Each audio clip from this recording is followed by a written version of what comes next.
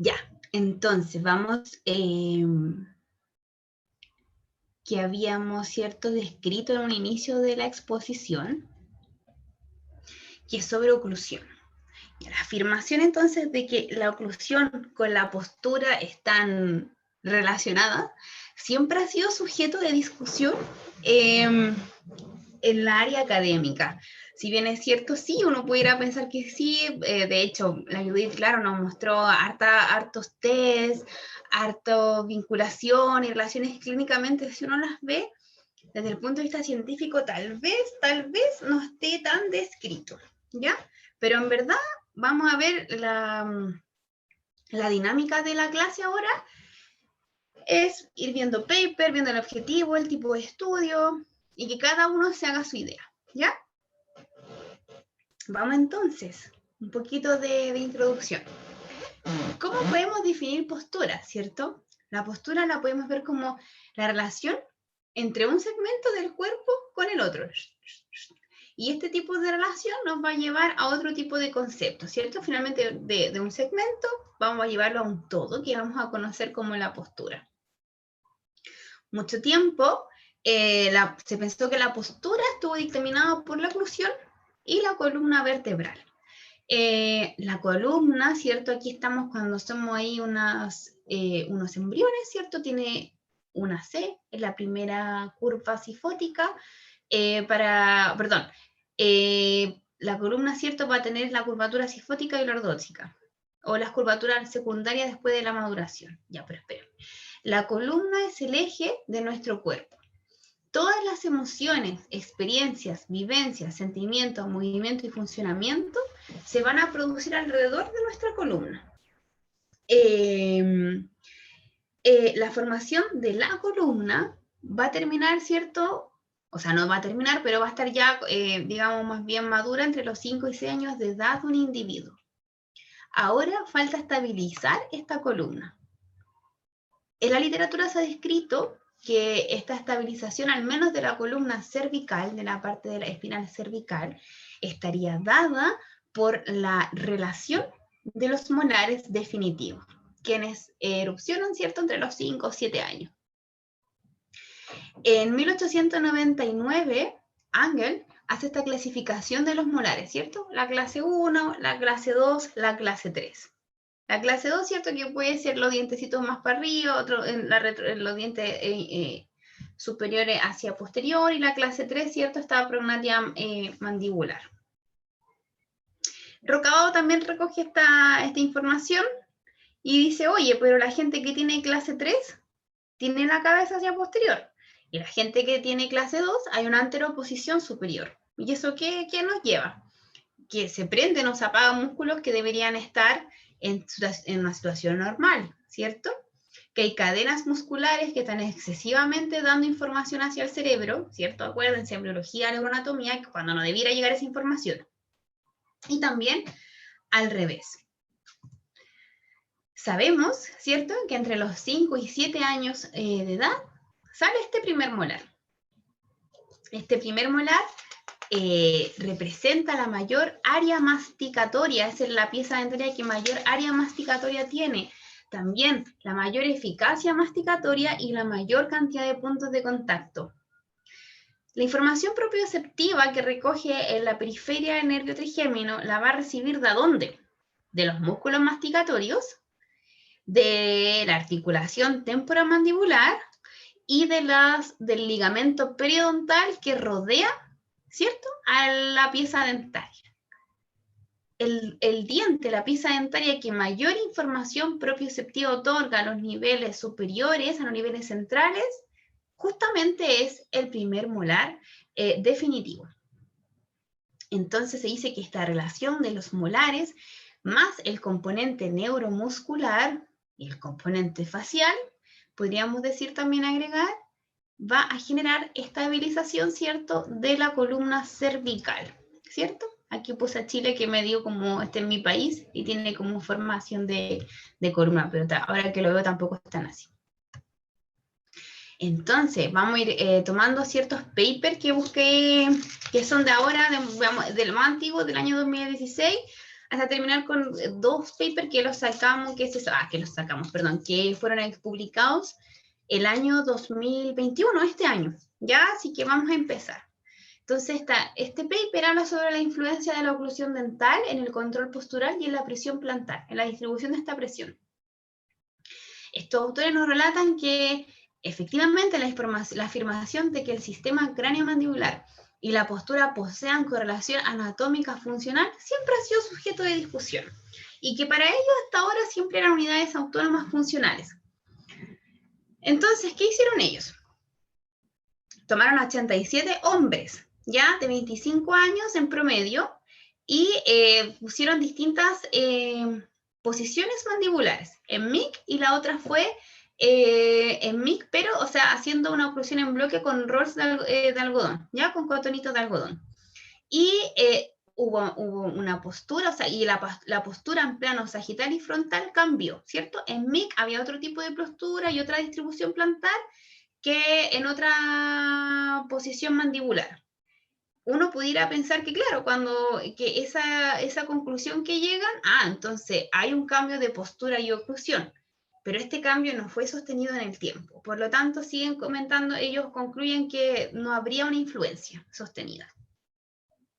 Después tenemos a este grupo de italianos que nos hablan de, oye, analicemos como la marcha, la postura en pacientes que tienen una discrepancia maxilar a nivel transversal después de ocupar una expansión palatina rápida, un RP. A ver qué pasa. Entonces, el objetivo de este estudio fue evaluar los efectos de la expansión palatina rápida, ¿cierto?, en el análisis de la postura y la marcha en sujetos con discrepancia muscular, o sea, maxilar. Tomaron a 41 pacientes entre 6 y 12 años, chiquititos, entonces, y los dividieron en 3 grupos. 10 chiquititos eran para el sujeto control, los 16 pacientes con mordida cruzada y otros 15 pacientes con discrepancia transversal maxilar. A todos se les realizó un análisis de la marcha y un examen posturográfico, ya que es lo que mostraba la Judith anteriormente. Y efectivamente, ellos sí encontraron una correlación detectable entre la oclusión dental y la postura. Este estudio, entonces, evidentemente ellos encontraron como beneficio de esta expansión de palatina rápida, ¿ya? Entonces, se revela principalmente que en la dinámica postural, donde la modificación a nivel mandibular afecta a todo el cuerpo, o sea, se revelaría que a partir de que si esta expansión maxilar afectó a la electromiografía superior, por tanto, afecta a toda la musculatura corporal. Más o menos eso fue la lógica que ellos siguieron. Este otro grupo de investigadores dicen, ya, pero ¿qué pasa con una cirugía ortognática en la postura del cuerpo? Entonces, cuando hay que realizar una cirugía ortognática es porque hay una evidente, digamos, discrepancia entre la relación de la maxila o la mandíbula. Entonces, ellos tomaron a 22 pacientes, hicieron la cirugía ortognática y después la evaluaron en 2,5 meses después. Ellos nos introducen que el control postural estaría dado por el sistema vestibular, visual y propioceptivo, que lo habíamos visto anteriormente en la parte embriológica y en la parte neuroanatómica. Sabemos que la propiocepción viene de los músculos, del ligamento y de la articulación. Entonces, como el control postural depende del sistema vestibular y visual, ellos van a comparar la oclusión, ¿cierto? La oclusión en máxima intercuspidación, en posición mandibular postural de relajo, ¿cierto? Con los ojos abiertos y los ojos cerrados. Y ellos concluyen que después de una cirugía ortognática, 2,5 meses después, efectivamente a nivel frontal la orientación de la cabeza mejoró notablemente. Y que esta mejora es aún mejor con los ojos cerrados y con la posición mandibular en reposo. Me llamó la atención esa conclusión.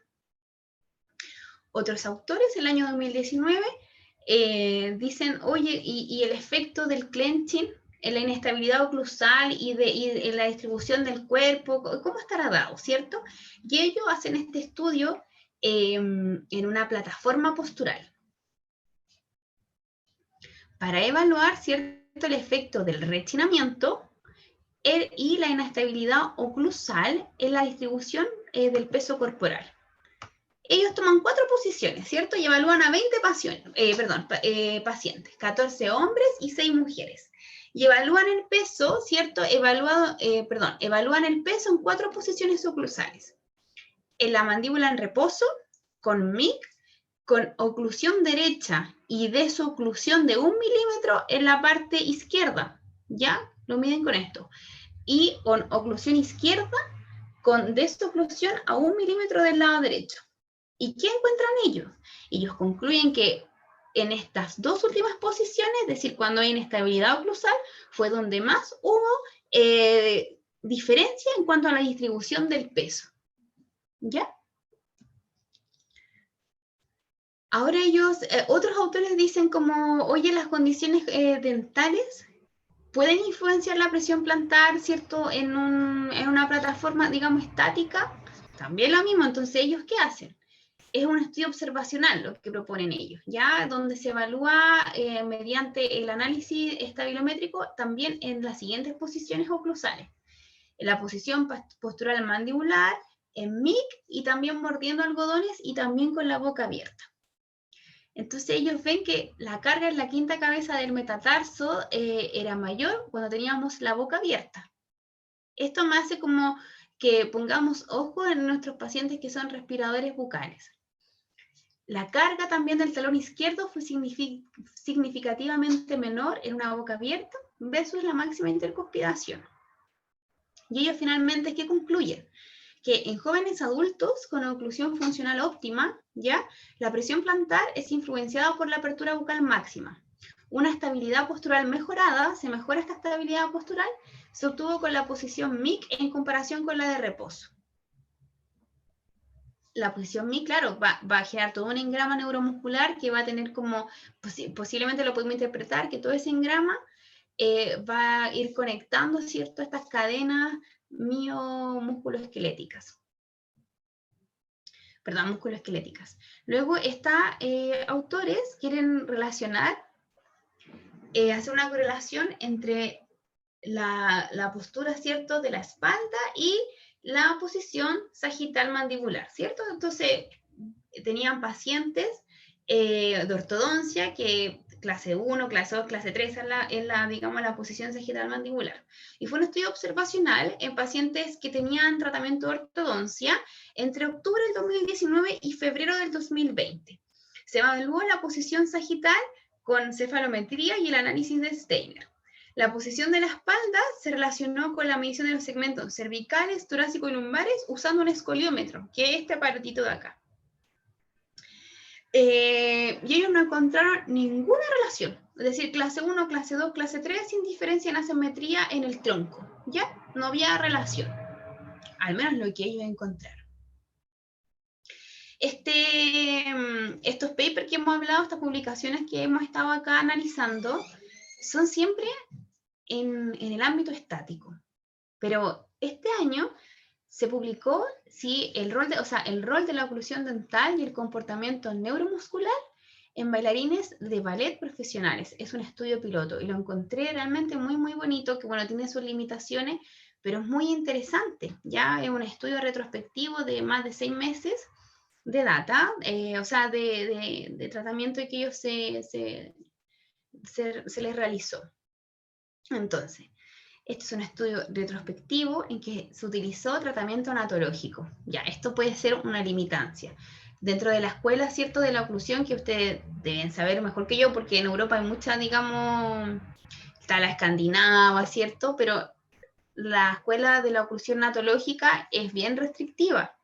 Entonces, esto yo creo que pudiera ser cuestionable. Pero bueno, se tomaron 20 bailarines, ¿cierto? Y que se examinó durante ejercicios de ballet. ¿Qué se examinó durante estos ejercicios de ballet? El balance y la velocidad de ejecución. Estos bailarines no tenían que tener ninguna patología que pudiera estar dentro del RDC-TMD, ¿cierto? De los trastornos temporomandibulares. No podían tener ni desplazamiento articular, ni inflamación, nada de esto. Se les realizó a cada bailarín y cada bailarín se comprometió también a utilizar una férula oclusal que tenía que ser llevada de 20 a 22 horas diarias. Igual es como muy fuerte, igual es invasivo. Ellos practicaban 5 a 6 veces a la semana y 3 a 8 horas cada día que ellos entrenaron, ¿ya? Sabemos que la danza, ¿cierto? Es una actividad compleja que va a imbricar el arte, el deporte, hay movimientos de balance estático y también dinámico y tienen que tener un control postural, pero muy finito, ¿cierto? Después estos bailarines, ¿cierto? Fueron examinados por 2 expertos en el tema y se les midió la parte electromiográfica y se les realizó el test de Flamingo, que es para ver los músculos temporales, el massetero, el esternocleido y el trapecio. Fueron evaluados también en posición postural mandibular, en la posición de máxima intercuspidación y mordiendo estos algodón, que en el fondo es para es para borrar el engrama neuromuscular que uno tiene. ¿Y qué dicen? ¿Qué concluyen los autores de esta publicación? Que efectivamente con este tratamiento, con esta férula oclusal, sí hubo una mejora de la oclusión, pero además hubo un balance muscular y una mejora muscular corporal a nivel del individuo por completo. Pero hubo 3 bailarines que no tuvo simetría en electromiografía, que no les pasó absolutamente nada con el tratamiento. Entonces ellos postulan que este tipo de tratamiento podría no tener efecto en sujetos que sean adaptados o compensados de forma autónoma. Creo que eso es un concepto que nunca hay que olvidar y que hay que tener siempre presente. Ahora, de cómo no, la oclusión, la postura, lo que hemos estado viendo, ¿cierto? Fisiológicamente la podemos conectar, no se conoce muy bien. Ya siempre como el mecanismo propiamente tal queda como en debe. Pero este año, ¿cierto? Que en marzo del 2021 se publica en el Journal de Europa de Ciencia Oral el efecto de la maloclusión dental en las activaciones de las neuronas cerebrales, ¿ya? Y vía, ¿cierto? Tomando este circuito del núcleo trigeminal principal sensitivo. Ellos nos indican que la oclusión dental es uno de los principales procesos neurofisiológicos. Conlleva la activación de receptores propioceptivos destinados al núcleo y que están destinados estos procesos al núcleo mesencefálico y sensitivo. Y a pesar de las controversias que pueden haber, los estudios han indicado que la oclusión dental afecta la estabilidad dinámica, biomecánica y las propiedades viscoelásticas de muchos músculos, entre ellos el esternocleido, el massetero y el espinalis. Y también se ha reportado tener un gran impacto en la habilidad motora y en la visión. Entonces, ellos para un poco introducción en el tema dicen que, bueno, las neuronas ubicadas en la porción dorsomedial del núcleo sensitivo principal del trigémino tienen la función de relevar y enviar señales sensoriales desde la cabeza como la tactibilidad y la propiocepción. Y muchos de estos procesos son relevados al cerebelo, ¿cierto? Aquí hay un circuito central entre el núcleo de sensitivo principal trigeminal y el cerebelo, que está compuesto, bueno, la histología del cerebelo, perdón, es bien compleja, pero a nivel como muy por encima, tiene varios lóbulos. Entonces, esta estaría integrando el lóbulo 9 y las capas granulares cerebrales, ¿ya? ¿Y qué hicieron estos autores? Tomaron a 96 ratoncitos y les pusieron un tubito de metal en los incisivos izquierdos maxilares. Lo que generaron ellos, una maloclusión. Hubo degeneración del cartílago, digamos, del cóndilo, generaron una asimetría electromiográfica, ¿ya? Entonces, y mediante inmunohistoquímica se analizaron los receptores del neurotransmisor glutamato. Que el neuroglutamato, ustedes saben que es el neurotransmisor excitatorio por excelencia del sistema nervioso central. Ellos que se dieron cuenta que la excitación provocada por la maloclusión entre la parte del dorso medial del núcleo trigeminal y cerebelo fue mediada por el aumento, ¿cierto?, de las proteínas que van a sintetizar estos receptores para el glutamato. ¿Y ellos qué dicen finalmente? ¿Qué es lo importante? Sugieren que cambios en la oclusión altera el estado funcional del cerebelo y podría tener, por supuesto, de esta forma un impacto en la postura corporal. Ellos sugieren que esta podría ser una vía de cómo podemos explicar cómo la oclusión está finalmente relacionada con la postura. Yo, a mi parecer, claramente esto está digamos, relacionado, pero tampoco hay que desconocer la existencia de publicaciones y de opiniones de expertos que no estaría relacionado. Yo pienso que con todo lo que hemos visto, la cavidad bucal sí tiene relación con otras partes del cuerpo por todo lo que ya por anteriormente hemos revisado. Y les quiero compartir con ustedes algo en lo que estoy trabajando ahora, que tiene que ver con la masticación.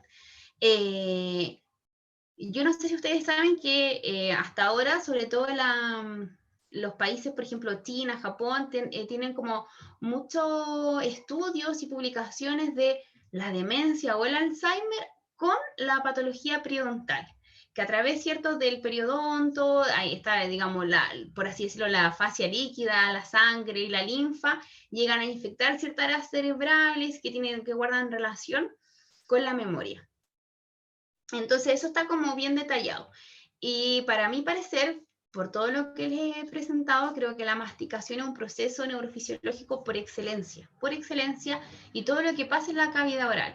Entonces les quiero compartir hoy día a ustedes algo que me tiene como muy motivada, que es cómo podemos relacionar, ¿cierto?, la cavidad oral y la demencia, pero no por la parte periodontal, sino que por la masticación y la corteza entorrinal.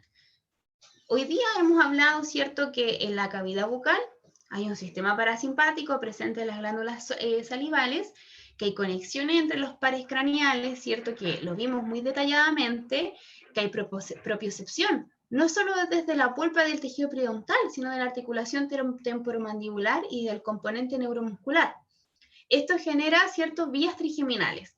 Y es tan bonito lo que sucede en el tronco encefálico, porque a nivel del tronco encefálico y el núcleo mesencefálico se generan patrones de masticación. Y además, en el mesencéfalo tenemos conexiones con el nervio hipogloso, con la formación reticular, que yo les comentaba que esta formación que no tiene mucha, digamos, orden, pero que dentro de su caos es una formación muy, muy importante como centro de integración. En el tectum superior tenemos los reflejos posturales, que son los reflejos que hablábamos hace un poco atrás, que es esto de mover la cara hacia un lado, y tenemos conexiones estalámicas en el chat están hablando. Perdón, me equivoqué, me fui. Y en el tálamo tenemos conexiones que van a ir modulando la representación cortical somatosensorial. Esta representación nos puede llevar a la corteza parietal, al tálamo y al área de asociación somatosensorial. Y en el tálamo, ¿cierto?, ¿dónde nos va a llevar? A la corteza entorrinal, al giro dentado y al hipocampo. Y estas tres personitas, por así decir, estos tres conceptos, estas tres estructuras anatómicas son las encargadas de nuestra memoria a largo y corto plazo. Por lo tanto, a mí, bueno, estoy investigando sobre este tema, creo que sería muy importante como una línea investigativa continuar, ¿cierto?, y dar la importancia que tiene la neuroanatomía y el rol que tiene él o la dentista en este terreno. Muy importante. Ay, ¿por qué no me avanza? Ahí sí. Ya, ahora vamos finalizando la clase. Quiero compartir con usted unos casos clínicos. Estos casos clínicos no son del todo míos, estos casos son de la Universidad de Chile, de la Clínica Integrativa en Alivio del Dolor y Sueño. El director clínico de esta clínica, el doctor Juan Carlos Salina, que es experto en el dolor orofacial, él es acupunturista, él también trabaja con terapia neural. La verdad es un placer trabajar con el doctor Juan Carlos y él es una persona muy generosa y de verdad muy sabia. También la doctora Paloma Reyes y la doctora Emilia Valencia también son de esta misma área y es un encanto trabajar con ellas. Y con todo nuestro grupo preparó estos casos clínicos y es para mostrar la importancia cómo podemos concretar lo que hemos estado hablando el día de hoy. Esta persona, lo que vamos a ver ahora es una persona que tenía una osteoartritis en la articulación temporomandibular y cómo mediante tratamiento ortopédico y medicinas complementarias no solo destinadas a la cavidad bucal, mejoró, pero mejoró mucho, mucho, mucho. Dentro de los trastornos temporomandibulares tenemos alteración del complejo discocondilar, incompatibilidad de las estructuras superficiales articulares, ¿cierto? Como la adhesión, la adherencia, y tenemos el trastorno inflamatorio de la articulación, que es la osteoartritis, que es un desorden degenerativo, ¿cierto? Que el diagnóstico se confirma con imagenología, ¿cierto? Que tiene que haber quistes subcondrales, erosiones o osteofitos, pero que los signos clínicos, y es muy importante quedarse con lo clínico, o sea, la imagenología sí es bien importante, pero sobre todo tenemos que tener dominio de la semiología. Entonces esta paciente tenía justamente esto, había restricción del movimiento, había mucho dolor, había ruido articular, y la vamos a ver ahora, ¿cierto? La etiopatogenia, ¿por qué se nos puede dar una osteoartritis? Tiene que ver por la edad, el tiempo de evolución, la alteración interna de la articulación temporomandibular, un macrotrauma y una sobrecarga articular. En el caso de la paciente era por sobrecarga articular. Y ella tenía 59 años, tenía hipotiroidismo, depresión, tomaba quetiapina y clonazepam. Y ella fue porque en mayo del 2019 fue a la consulta de la Clínica Integrativa del Dolor, porque en febrero de ese año había estado con la boca abierta mucho rato después de un tratamiento odontológico, ya una endodoncia. En este caso se le solicitó a la paciente la tomografía en Enconbil, y acá nos sale los claros hallazgos radiográficos de un quiste subcondral, ¿cierto? Ahí está, y de esfumamiento de las corticales. O sea, que era súper osteoartritis. Se le realizó un tratamiento biomecánico. En ella hicimos tratamiento biomecánico, ¿cierto? Y tratamiento también con terapia neural y otros tipos de sustancias. El tratamiento biomecánico que le hicimos a la paciente justamente era para equilibrar ortopédicamente la mandíbula. Porque si tenemos esta sobrecarga, bueno, aquí no se ve, pero había una sobrecarga articular a nivel funcional, es porque estamos enviando información propioceptiva errónea. Tenemos que calmar esto. Por eso siempre es mejor hacer estos planos de tipo permisivos, donde encontremos contactos simultáneos, simétricos, no planos de tipo restrictivos. En ella infiltramos tanto en la zona intraarticular del polo anterior como en la zona supradiscal el compuesto del ubiquinón, la coenzima compositum, traumel y artrocel. Ya justamente, bueno, el traumel para modular la inflamación y el artrocel para mejorar la sintomatología de los procesos artríticos. Esas son las zonas de punción que se le realizó a la paciente. Ya acá tenemos en el mismo momento se le puso terapia neural y la medicina bioreguladora que les presenté en la diapositiva anterior. También la doctora Paloma fue la encargada, porque ella es dentista y acupunturista, de realizar ciertas punciones acupunturales. Esta paciente tenía mucha tensión en su espalda. Ya tenía acá, le tocaba y ella sentía mucha nocicepción, mucho dolor, su posición, digamos, a nivel del tronco era súper asimétrica, entonces se decidió hacer el tratamiento de acupuntura en la espalda, porque aparte Paloma comentó que en estos segmentos pulmonar, la emoción de la tristeza, bueno, justamente durante esa sesión, esta paciente lloró mucho, hubo mucha liberación emocional. Y ella, después de salir de la consulta, también nos comentó que su posición, digamos que su sensación de cómo de ser fue distinta.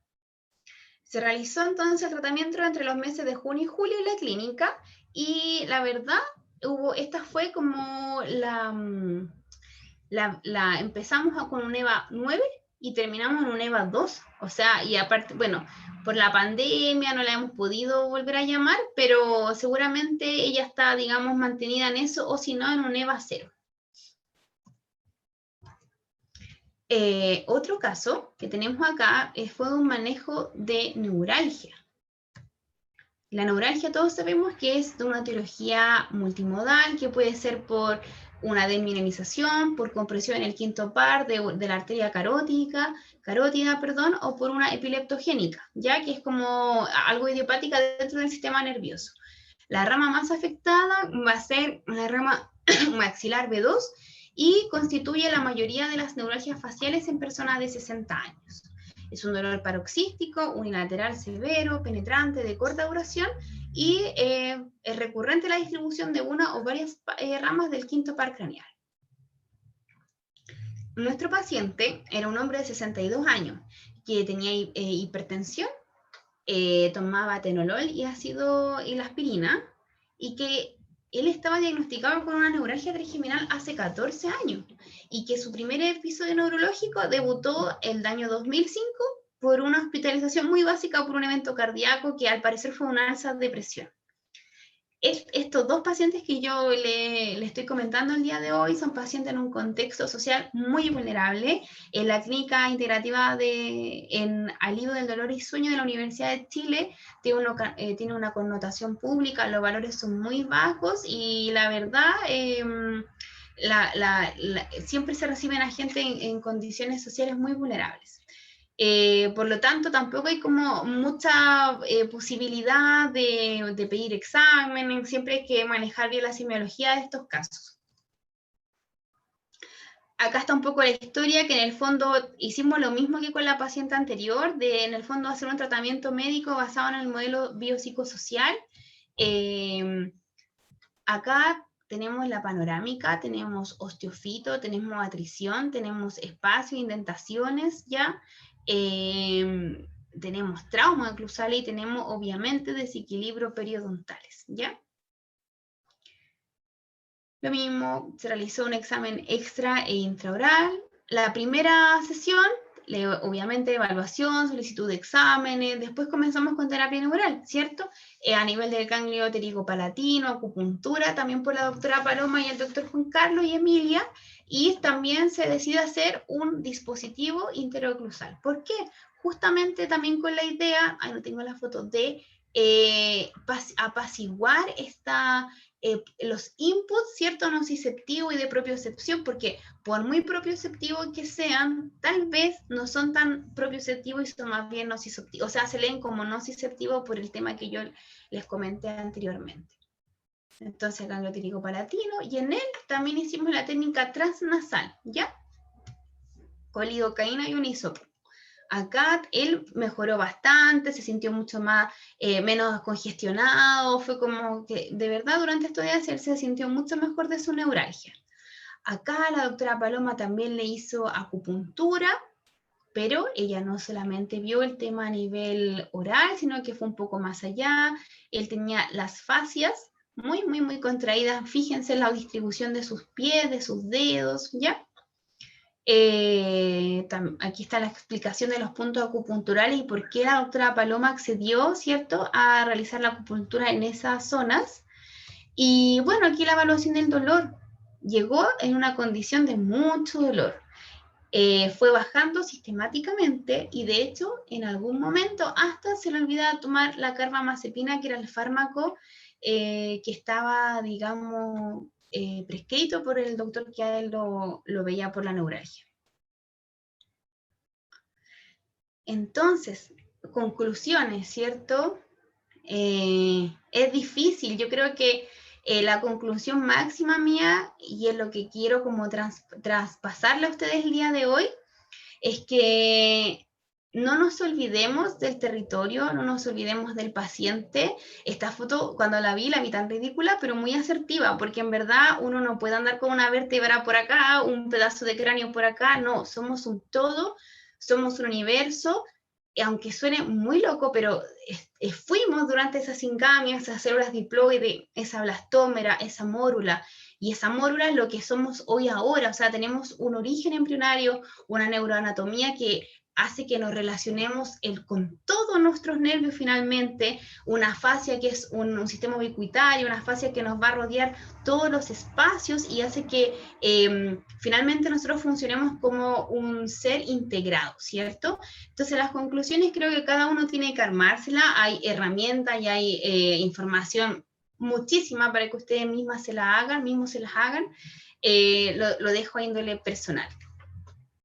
Y para finalizar, en una entrevista que le hacen a Humberto Maturana, porque él dice que debieran haber más derechos humanos, ¿cierto? En ese contexto, y él dice, sí, yo propongo 3 derechos humanos nuevos, que es el derecho a equivocarse, el derecho a cambiar de opinión, el derecho a irse de donde uno está, ya que la coherencia del vivir depende de las experiencias que vayamos teniendo, y eso provoca que podamos ir cambiando nuestro modo de pensar. Hoy día revisamos varios como preceptos, varias como ejes principales, pero hoy día es esto.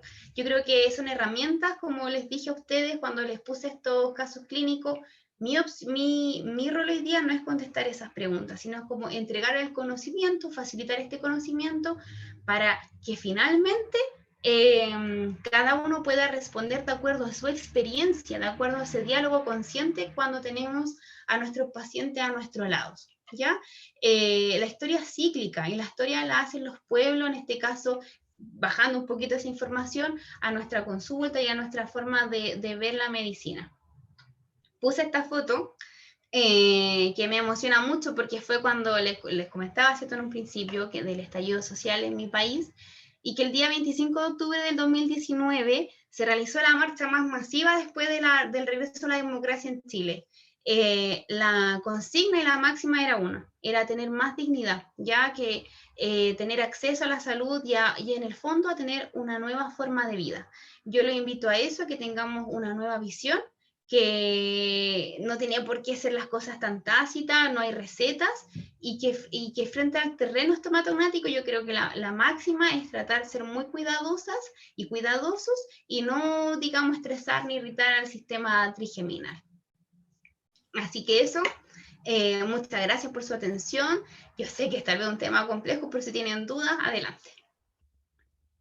Paula, muy bien, muy bien. O sea, me ha encantado tu exposición, la verdad, porque no es fácil tocar estos temas, lo sabemos muy bien, y lo has hecho de una manera súper ordenada, siguiendo un guión, empezando por casos clínicos y terminando por casos clínicos, pero con muy buena documentación que la verdad es que nos dan unas herramientas muy buenas para poder explicar lo que vemos. Yo, la verdad, te felicito por esta clase.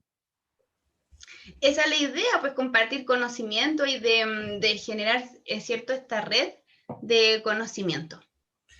Paula, deja de compartir pantalla ahora para que nos Sí, podamos ver todas. Ah, perfecto. ahí estoy, ¿cierto? ¿Ahí estoy bien? Sí, sí, ahora perfecto. Sí, sí, sí. Bueno, son aquí las 9:11 Uy, de qué la tarde. noche. No sé si alguien quiere hacer alguna preguntita a Paula antes de cerrar la clase. Ay, qué lindas. ¿No? Si alguien quiere hacer una pregunta, sabéis que tenéis una opción que es levantar la mano, pero también podéis activar vuestro micro, ¿eh? Cualquiera de vosotras puede activar vuestro micro, no hay problema.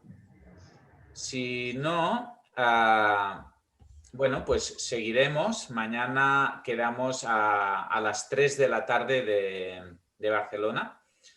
Y bueno, ha sido una tarde muy intensa, ¿verdad? Pero bueno, ya os podéis preparar porque todas las tardes van a ser intensas o mañanas, depende de dónde os conectéis. Y bueno, yo la verdad es que me ha encantado empezar con Judith porque mi sensación es que ha empezado a armonizar todo el tema con su experiencia en el concepto sobre todo, ¿no?